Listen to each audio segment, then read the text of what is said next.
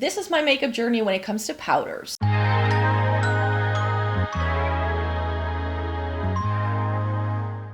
Welcome to everybody watching today. Thank you so very much for joining me. This is going to be a first edition of a new series that I'm kicking off on the channel here today because I thought it could be good, if you haven't followed me for a very long time, to hear how I come to my preferences, why I like the things I like. And since I've been doing makeup content for close to 15 years now, I really want to take you along for the ride and just explain where things come from. Why do I like the things I like? And the idea is to grab a makeup category and to tell you my thoughts. Why do I like, what have I tried to make that I like this now? To sort of fill you in on where things come from. And I wanted to start with powders because it is a smaller category and I feel like I just have some very firm favorites. So with powders, I thought it could be a nice, easy thing to show, like to slip myself into this and to test out the format. I'll insert some screen grabs of older blog posts or other content that I've done in the past to help confirm, like, yes, this is something I've done. But before we do that, I want to tell you about the powders that are currently in my makeup collection. So something you need to know about me is that I do have dry skin, so powder for me isn't necessarily the most important product in my makeup routine. I just like a finishing powder over a setting powder. I only use it around my T-zone to help like diminish the shine and just make my skin look a little bit better, I feel. That's the only reason why I use a powder. I don't really set my makeup into place, and I definitely don't use it all over my face. This is the one that's currently in my Shop My Stash. It's the Kosas Cloudset in the shade Airy. As you can see, I've hit major pan, and powders are a workhorse product for me in my makeup collection. I don't see the point to own loads of different powders. I really only use one, use it up, and then I move on to the next one. I don't take joy out of trying powders as well. It's just a utilitarian sort of purchase for me. So I just buy it, I try it. If it works, I use it until it's gone. That's the way it goes for me. So this is what I'm currently using. But we all know that my favorite powder, and this is the reason why I have this currently in my makeup collection, because I always like talk about it as my favorite powder. It's the Kiko Milano Radiant Fusion powder in shade 1 Ivory. This is what it looks like. I think it's really beautiful. I tried this years ago for the first time, and ever since I tried it, it has been my favorite powder. So you know that when I say it's a favorite because I've used it for a very long time.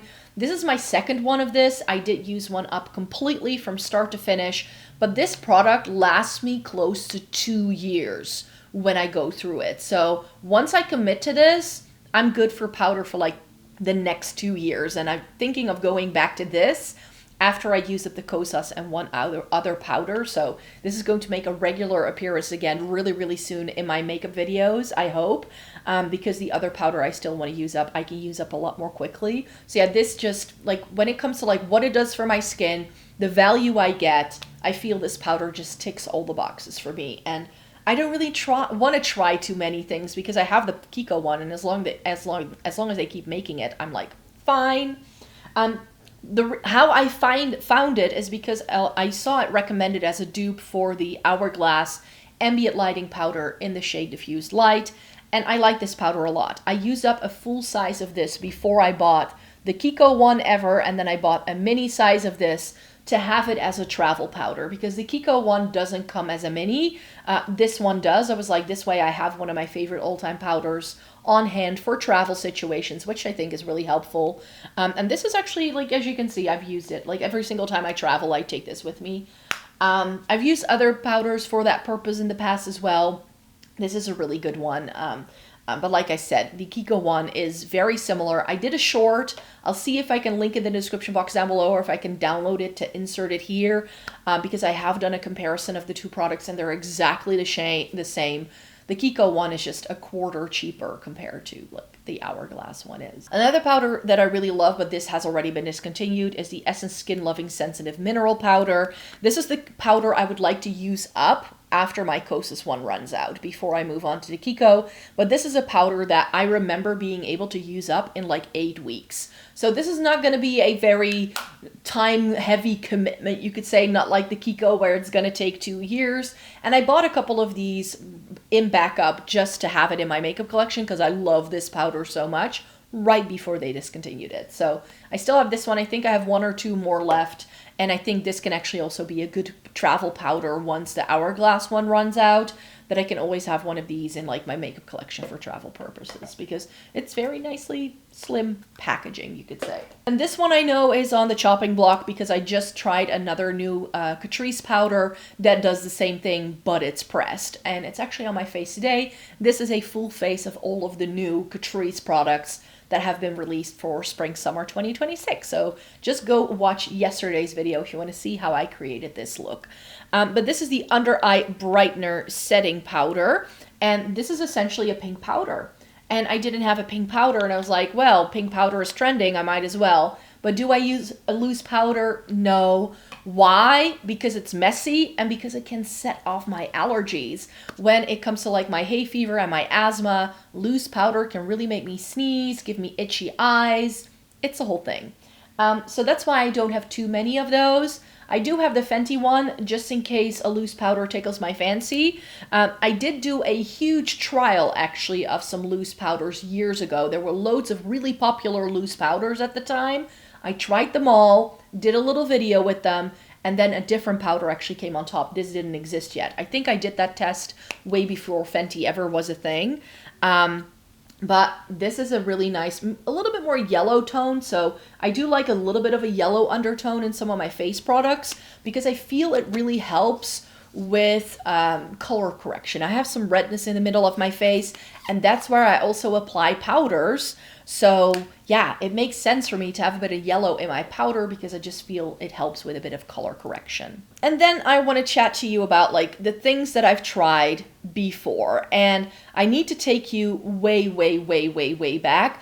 There are some screen grabs here, gonna be here from my blog. There are ads on my blog, which I don't know how to turn that off on my phone yet, so I'll figure that out. But yeah, if you see weird ads in between those blog posts, that's just, yeah, they are there. But yeah, I had a real obsession with the MAC Prep and Prime. This is the transparent finishing powder in the pressed version, which they discontinued, but I went through several of these. This was another powder that I can use up pretty quickly. I think I had about 8 to 12 weeks of usage in every powder, and I repurchased this like it was no other. So it got a little bit expensive, but then they discontinued it, and I started looking for other things, you could say. I did end up finding something else. At the time that I tried this is around like 2017, 2018 time, I actually, like banana powders were everywhere. Like this was around the time that that light under eye with like a banana powder was a trend. So I tried loads. This happens to be the next one. The HD powder I use is in the transparent version as well as the banana powder. This was actually, I had this as a mini for my travel powder before I had the Hourglass one. And I like this for an affordable option. But banana powders weren't quite right for me, and in the end, as I got older, I found that these HD powders were a little bit too accentuating for like fine lines and stuff, and it just made my skin look older than it was. So that's why I ended up just no longer using those products anymore. Then of course, there is the favorite, the Hourglass Ambient Lighting Powder in Diffused Light. I posted this review in 2019 already, so that was 7 years ago that I tried that product for the first time, and I used up the full size. So that has been a firm favorite. But the original, you could say, what I first used as powder that I really remember enjoying is the MAC Mineralized Skin Finish Natural in the shade Medium. I think I had this in. When did I post this? I posted this in August of 2019, but this was the second time I bought this. I used this one up completely. And I actually used it up before I ever got onto the Prep and Prime, but at the time I wasn't like, the early days of my blog, I wasn't trying to like review everything I had. So there's a bit of lag in like when something was reviewed, and because I loved it so much, I repurchased it. The reason why I stopped using the MAC Mineralized Skin Finish Natural and I started using the Prep and Prime was because I changed jobs and they had some sort of air conditioning there that just made my makeup look really cakey. It was a powder, it worked really well for me. I was using it every single day, and then I changed jobs and I came home and I looked like the Sahara Desert, you could say. Just grainy texture. It was not a good look. And I went to the MAC counter and the MUA was like, oh yeah, I have that as well when I wear that powder when I work in this store. It's the air conditioning. If you try this powder, you will no longer have that issue. So that's why I used the Prep and Prime from them onwards until they discontinued it. But then later I was like, ooh, I really missed that Mineralized Skin Finish Natural, and I ended up repurchasing it. I ended up using it when I still had it in my collection, more so as a powder foundation, which in my brain, I would like to try that again. I did declutter it after a couple of years because I had found my Kiko one and it was like, I will not realistically be using up this MAC Mineralized Skin Finish anytime soon, so I might as well pass it on to someone else. And the MAC Mineralized Skin Finish I use mainly in the summertime, just a bit of concealer and then as a powder foundation all over my face. And it was a really good look at the time. I remember really enjoying it. So now that I'm like doing this video, I'm like, maybe I should try the MAC Mineralized Skin Finish Natural again at some point. Again, not anytime soon, because I first want to go through that Essence one and then make a good dent into my Kiko powder for sure before I ever allow myself to buy it again. But that's just something I would still be interested in. And I just mentioned that I did this overview of all these loose powders. This is the one that came out on top, the Too Faced Born This Way Ethereal Setting Powder. There was another powder by Too Faced that I really enjoyed around this time, but I don't remember anymore what it was called. But it came in a pink compact and it was white. And it was again something I could use it up really, really quickly. But I went through 3 or 4 of those as well back in the day, and it was really similar to the MAC Prep and Prime one actually, so I did really enjoy it for that reason. But this one came out on top. This wasn't necessarily the favorite that everybody was talking about, but it ended up working best for my skin. And then after a while I tried the Fenty and I just liked that one better than I did the Too Faced. The Too Faced had just weird packaging, that's why I could barely get the product to come out, and it just got really messy for that reason. The Essence one I just showed you is actually a dupe for the Charlotte Tilbury Airbrush Flawless Filter. I had this in the shade Fair. I believe it now comes in a bigger compact. When I had it, it was just as big as this is. And I could use it up as quickly as I did this. Which, for how expensive Charlotte Tilbury is, I just felt like, no, I should no longer do that because this is just far too expensive, especially because I think of powder as such a workhorse product. So when I found the Kiko and I knew, because it comes with quite a lot of product actually, this has 8.5 grams. This has 8.5 grams of product. So it's quite a lot. I only use a little bit. So the Kiko one I can just use for so much longer because it just comes with more product. I mean, this Essence one only comes with, oh, it says it comes with 9 grams of product, which should be more. But I remember going through this like it was like butter. Like it was, I went through it fast.